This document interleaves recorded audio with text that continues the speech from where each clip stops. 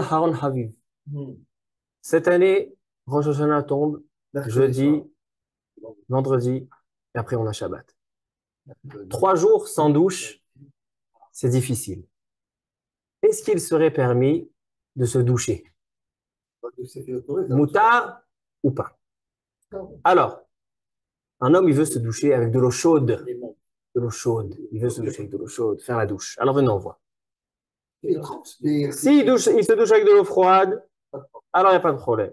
D'accord? Elle me baria. Mais il a envie de se doucher avec de l'eau chaude. Alors, il dit le Shulchan Aruch. Est-ce qu'on peut se doucher Yom Tov? Shabbat, on n'a pas le droit de se doucher avec de l'eau chaude. Pourquoi? Gzerat habalanim. Gzerat habalanim veut dire, c'est que nos sages ont instauré qu'il est interdit de se doucher avec de l'eau chaude de peur qu'on aille réchauffer de l'eau. Maintenant, Yom Tov, dit le Shulchan Aruch, on a le droit de réchauffer de l'eau, donc de chauffer, prendre le gaz, chauffer de l'eau pour se rincer, panav yada veraglav. Se rincer, se laver le visage, les mains et les pieds. Mais pas pour tout le corps. Comme ça, tranche le Shulchan Aruch dans le chapitre 511. Maintenant, il vient le Rav Ben Zion Abba Shaul et il dit que ça, c'est seulement dans de l'eau que je compte chauffer pendant Yom Tov. Mais si l'eau, elle est déjà chaude depuis avant Yom Tov, si l'eau a été réchauffée déjà avant Yom Tov, on a le droit de se doucher tout le corps.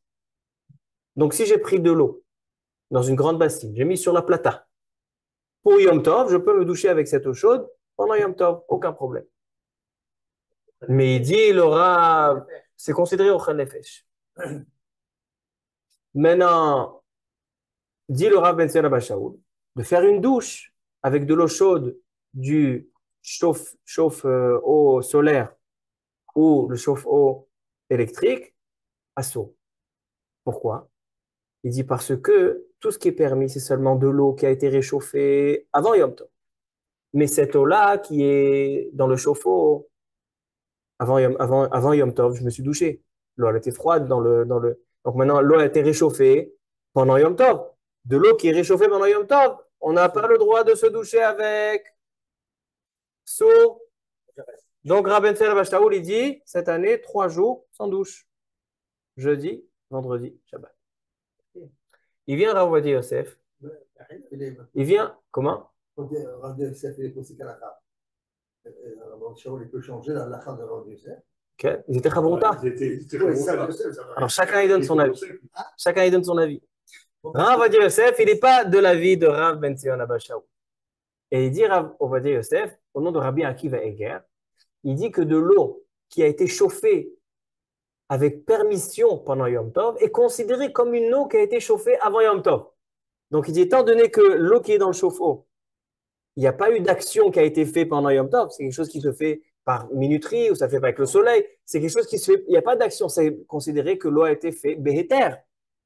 Donc il dit, Rav Ovadia Yosef, au nom de Rabbi Akiva Eger, qu'une eau qui a été faite béhéter, on peut l'utiliser, se doucher pendant Yom Tov. Donc c'est valable pour le Shemesh et c'est valable aussi pour le boiler, pour le chauffe-eau électrique.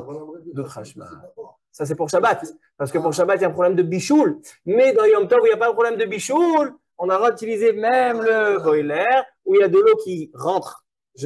L'eau qui rentre, elle va cuire. Alors ça, il n'y a pas de problème de cuire pendant Yom Tov. Il n'y a pas de problème de cuire pendant Yom Tov. Alors donc il dit, le Rav Ovadia Yosef, moutarde de se doucher avec de l'eau chaude, même avec un chauffe-eau électrique, que ce soit solaire ou électrique, moutarde pendant Yom Tov, se doucher. Donc jeudi et vendredi, on va pouvoir se doucher. Je